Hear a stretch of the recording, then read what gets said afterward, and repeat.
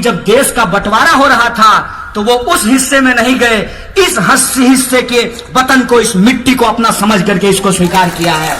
इसीलिए ये जो हमको बांटने की कोशिश की जा रही है, इस बंटवारे की राजनीति को हमको समझना पड़ेगा।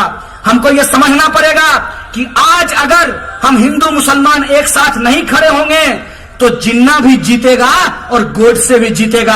आप तमाम लोगों की ये ऊपर की जिम्मेवारी है कि आपको जिन्ना और गोडसे को हराना है, बापू और मौलाना अबुल कलाम आजाद को आपको जिताना है। बोलिए जिताएंगे कि नहीं जिताएंगे? आप सब हमारे साथ इस लड़ाई में शामिल हैं? तो आप सब एनपीआर का विरोध करेंगे? तो एनपीआर का विरोध करने के लिए बिहार की सरकार से बिहार विधानसभा में रेजोल्यूशन पास कराने के लिए हम आपसे आह्वान करते हैं कि 29 तारीख को पटना के गांधी मैदान में आइए। बोलिए आएंगे कि नहीं आएंगे? सब लोग आएंगे। इधर सेठ में जो बैठे हैं झूठ नहीं बोल रहे हैं ना?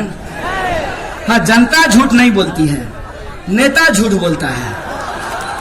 तो हम भरोसा कर लेते हैं कि आप वादे से नहीं मुकरेंगे और मैं भी एक नेता की तरह नहीं, आपका बेटा की तरह, आपके भाई की तरह आपको भरोसा दिलाना चाहता हूं कि अगर आप सब लोग साथ देंगे तो इस सरकार को हम कह देना चाहते हैं कि 1 इंच तो क्या, पूरी जमीन छोड़ करके साहब तुमको वहीं भागना पड़ेगा जहां तुम्हारा दोस्त नीरव मोदी भाग करके गया। इस बात को याद रखना, इस बात को याद रखना कि इस लड़ाई में सरकार अगर हमारा बात नहीं मानेगी तो हम बापू को मानने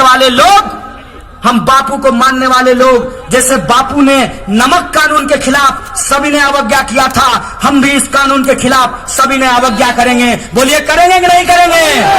तो अपने घर के बाहर लिख करके रखिए कि ओ एनपीआर कल आना, साथ में 15 लाख लेके आना, वरना मत आना। लिखेंगे कि नहीं लिखेंगे? इस भ्रम में मत पड़िएगा कि पहले मुर्गी आया कि अंडा। इस भ्रम में मत पड़िएगा कि पहले एनपीआर होगा कि एनआरसी। अपने दिमाग में डाल लीजिए कि एनपीआर ही वो अंडा है जिससे एनआरसी का चूजा निकलने वाला है। इसीलिए हमको एनपीआर नहीं होने देना है, हमको एनआरसी नहीं होने देना है। इस देश में हिंदू मुसलमान करके इस देश को बंटने नहीं देना है। बोलिए आप हमारे साथ हैं कि नहीं है? और आप हमारे साथ हैं तो निश्चित तौर पे हम ये लड़ाई जीतेंगे। इन्हीं शब्दों के साथ आप तमाम लोगों को एडमिनिस्ट्रेशन के लिए होता है, मूर्ख हर टोले में पाए जाते हैं।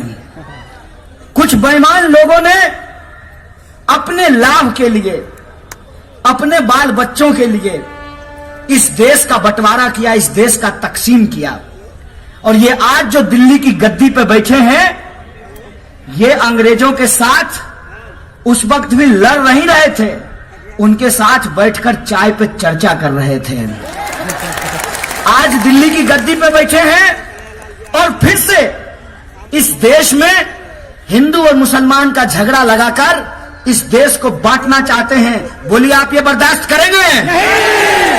तो मैं इस देश की सरकार को कहना चाहता हूं कि यह सरकार, अगर तुम अंग्रेज बनने के लिए तैयार हो तो हम भगत सिंह की तरफ फांसी पर चढ़ने के लिए तैयार हैं। इस बात को याद रखना, इस बात को याद रखना कि आपकी लाठी गोली पत्थर से हम डरने वाले नहीं हैं।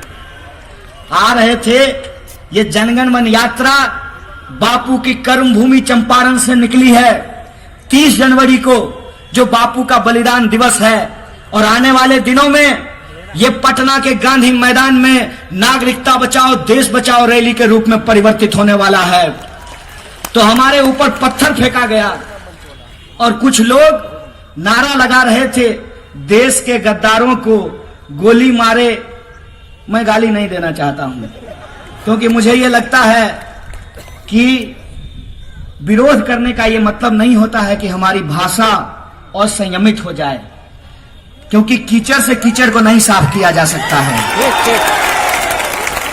कुत्ता आपको काट लेगा तो आप पलट करके खिसिया के कुत्ता को काट लीजिएगा।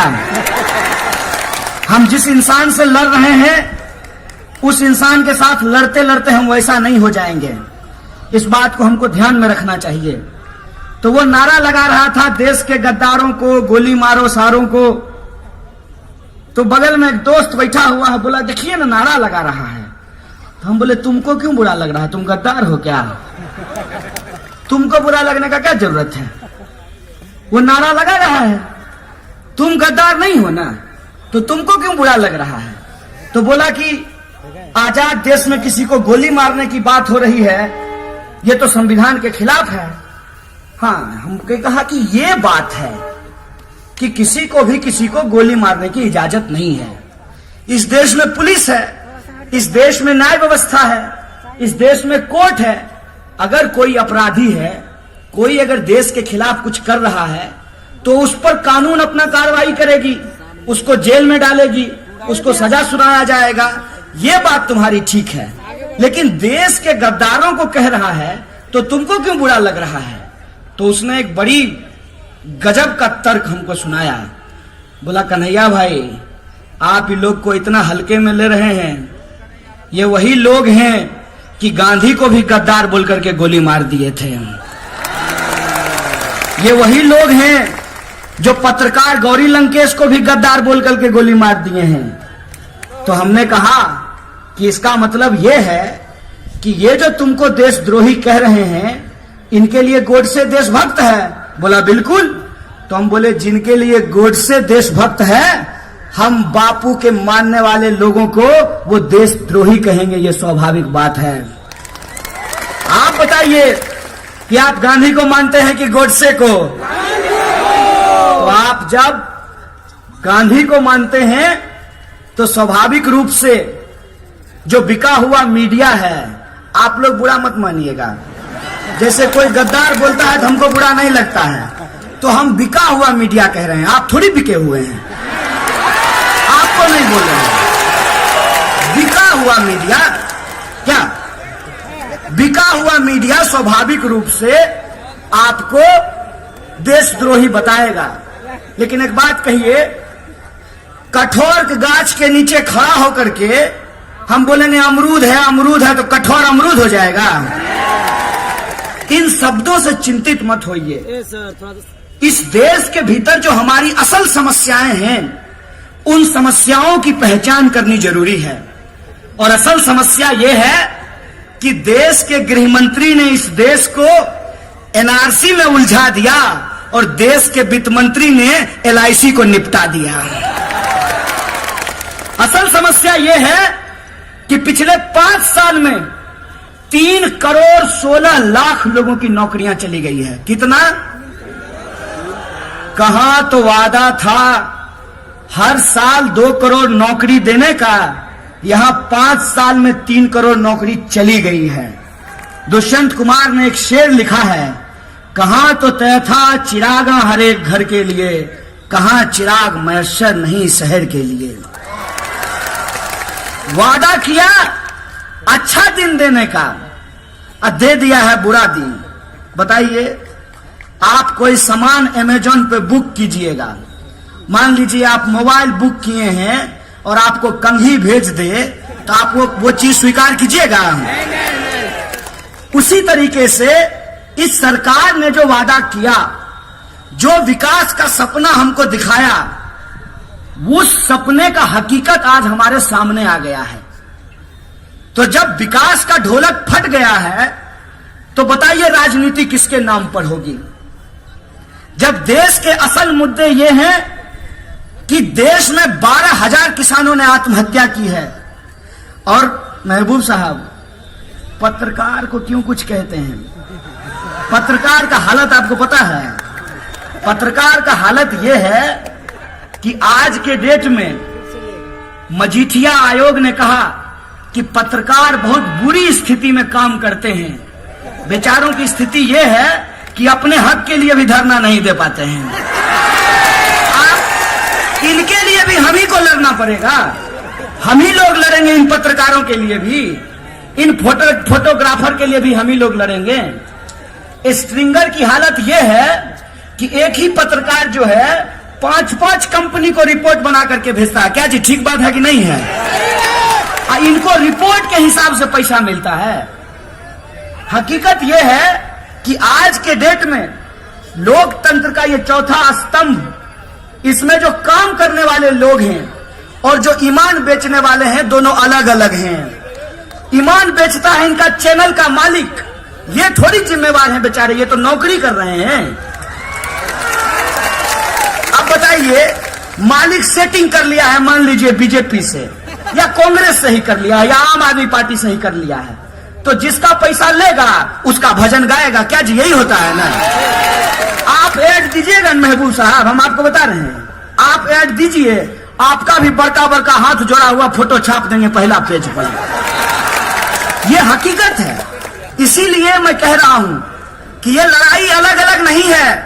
ये जो पत्रकार की नौकरी करते हैं इनकी लड़ाई, आप जो पुलिस में नौकरी करते हैं इनकी लड़ाई, जो फौज में नौकरी करते हैं उनकी लड़ाई, जो रेलवे में नौकरी करते हैं उनकी लड़ाई, जो बीएसएनएल में नौकरी करते हैं उनकी लड़ाई, जो छोटे छोटे दुकानदार हैं उनकी लड़ाई, किसान की लड़ाई, मजदूर की लड़ाई, महिलाओं की लड़ाई, अगरों की लड़ाई, पिछड़ों की लड़ाई, नौजवानों की लड़ाई अलग अलग नहीं है। ये लड़ाई आज इस देश में इस बात की है कि क्या लूटने वाले ही इस देश की गद्दी पे बने रहेंगे कि कमा करके खाने वालों को भी इज्जत का सम्मान दिया जाएगा। इस बात की लड़ाई है। ये हम इस देश के नौजवानों को समझने की जरूरत है। कितना मेहनत करते हैं बताइए। आपको भी जो बुजुर्ग लोग हैं लगता होगा कि आपका बाल बच्चा पढ़ता लिखता नहीं है, पढ़ता है साहेब। जन गण यात्रा बापू धाम से चलकर चंपारण से चलकर 29 तारीख को गांधी मैदान में पहुंचेगा और हम बिहार की सरकार को कहेंगे, यह सरकार आप केरल की तरह रेजोल्यूशन पास कीजिए कि बिहार की इस क्रांतिकारी धरती पर बुद्ध महावीर गुरु गोविंद सिंह की धरती पर, वीर कुंवर सिंह और वीर अली की धरती पर ये देश का विभाजनकारी कानून नहीं लागू होगा। आप ये रेजोल्यूशन पास कीजिए। नहीं पास करेंगे सर, नहीं पास करेंगे सर। गांधी को मान जाएंगे गोडसे को, इससे याद दिला रहे हैं।